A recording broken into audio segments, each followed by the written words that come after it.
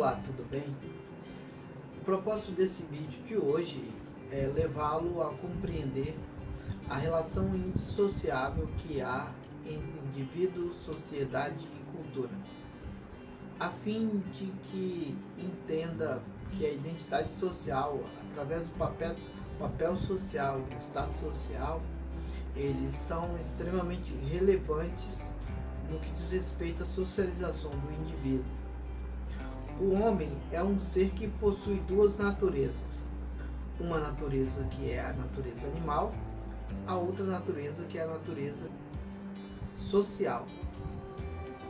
A natureza animal, ela é movida pelo instinto e se apresenta no afeto, nos sentimentos, no tocar, no ouvir, no cheirar, no cuidado com os seus semelhantes. Em alguns casos, esses instintos eles podem ser compartilhados com outros seres de outras espécies. A natureza social, por sua vez, ela é movida pela racionalidade e para se desenvolver, ela depende que o indivíduo se relacione com outros dos seus semelhantes. Por diversos motivos, seja ele pela necessidade de se comunicar, de ensinar, pela necessidade de aprender, pela necessidade de dizer que ama o outro ou de exigir melhores condições de vida, bem como melhorar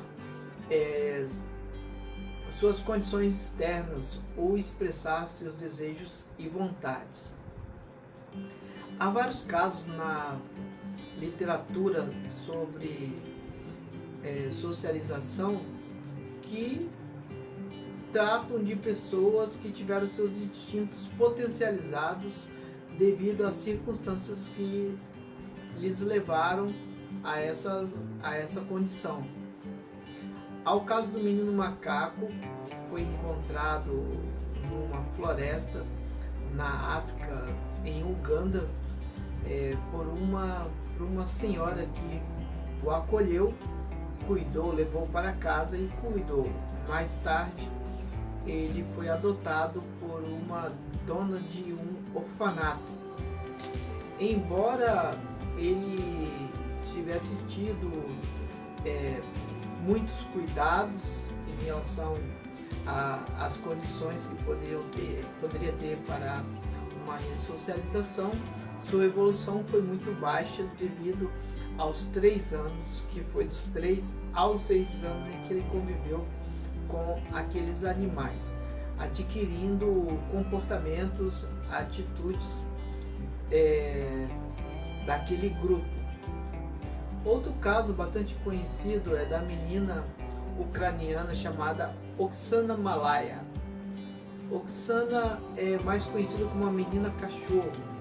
Foi abandonada pelos pais, que eram alcoólatras, e conviveu num canil cachorros por 5 anos e depois foi recolhido por outras pessoas que descobriram que ela convivia com esses animais. Oksana nunca conseguiu se adaptar a essa nova vida social. No entanto, ela teve pequenas evoluções, mas ainda hoje apresenta características e comportamento dos cães dos quais ela conviveu. Só para não esquecer que o caso do menino macaco que foi encontrado em Uganda é muito semelhante à história de Tarzan, criada por Edgar Rice. Essa história do Tarzan foi uma história assistida por multidões, seja no cinema, assim como na televisão, e por outros meios de comunicação de massa. Há também um caso que é considerado um dos mais antigos da história da literatura sobre socialização, que é do menino Vitor, menino selvagem, que foi encontrado com aproximadamente 12 anos de idade. Ele possuía cabelos compridos, pelos por quase todo o corpo, né, e portava um galho de árvore. Ele também foi recolhido, mas nunca conseguiu sequer falar. Viveu por 40 anos e grande parte da sua vida foi numa clínica onde tratava de pessoas com problemas mentais. O próximo caso é o caso do menino Mowgli, menino da floresta, encontrado na Índia, que foi criado por lobos e acabou também adquirindo hábitos desses animais. E também na Índia há o caso das irmãs Amala e Kamala, que foram encontradas uma sobre a outra na toca de lobos. Elas adquiriram hábitos destes animais, né? E uma delas, a mais nova, a Mala, pouco tempo depois de ser recolhida, veio a falecer. Kamala viveu por aproximadamente mais uns 8 anos, sendo que dos 8 aos 15, somente no 15 foi quando conseguiu manter-se ereta, né, ficar de pé. Um ano depois também veio a falecer. O indivíduo, ele, enquanto ser particular, é também um ser social, ou seja, ele precisa se relacionar com outros indivíduos para poder se desenvolver. E desenvolve-se num contexto multicultural de regras, padrões, valores e identidades diferenciadas. Assim, a cultura ela torna-se um processo de intercâmbio ou troca entre indivíduos, grupos e sociedades. A partir do momento em que esse indivíduo faz o uso da linguagem, dá-se o processo cultural que, por meio de símbolos, reproduz o contexto cultural ou mantém a cultura em que ele faz parte. Cada sociedade ela possui a sua cultura e cada indivíduo possui uma sociedade. Portanto, a cultura do indivíduo é a cultura da sociedade na qual ele vive. E exatamente isto que nos difere dos animais, né? A condição cultural em que nós exercemos, seja de transformar ou de manter nossas tradições, nossos costumes, nossas relações. Podemos então dizer que a cultura ela é um conjunto de regras, padrões sociais, tradições, valores que são passados de geração em geração. Não se trata de algo isolado, né? Ela ocorre dentro de um contexto de socialização e sua personalidade e as culturas elas penetram no indivíduo da mesma forma que as instituições sociais determinam as estruturas psicológicas, ou seja, a compreensão da realidade. Uma forma de conhecer o indivíduo é conhecer suas práticas, seus costumes, conhecer suas mudanças, concepções e transformações ao longo da sua vida. A partir dessas relações que ocorreram, é possível prever suas atitudes e capacidade de assimilação ou aprendizado. O processo de socialização ele consiste numa vivência sociocultural cujos comportamentos são considerados adequados ou não, e motivam outros membros da própria sociedade a elogiá-lo ou a puni-lo. Daí a necessidade de conhecer os agentes socializadores. Nós fazemos parte de diversos grupos sociais e por meio desses grupos é que ocorre o processo de socialização. Temos como agente o Estado, os meios de comunicação de massa, O primeiro grupo com o qual nos relacionamos são a nossa família, nosso pai, nossa mãe, irmãos, nossos familiares. E concomitante a isso, através da família, nós temos a influência religiosa, a igreja, que também vai transmitir valores para cada indivíduo. Ela possui. E posteriormente nós temos a interferência da escola. Geralmente nesta fase o indivíduo ele já traz referências socioculturais e posteriormente o Estado, através dos direitos e obrigações como cidadão. Os meios de comunicação de massa são considerados agentes socializadores também, mas são indiretos e cada vez mais eles exercem um influente papel na socialização do indivíduo, moldando ou manipulando pensamentos e atitudes. Na medida em que o acesso a ele começa a fazer cada vez mais parte da nossa cultura nas idades mais precoces, né? E vale ressaltar que a família, assim como a escola, elas possuem relações diretas. Por outro lado, os meios de comunicação de massa, as relações elas são diferentes, são indiretas. E essas fases elas ocorrem em diferentes momentos da vida, né, em diferentes etapas, que é subdividido em socialização primária, socialização secundária e socialização terciária. A socialização primária ela ocorre da infância até a juventude.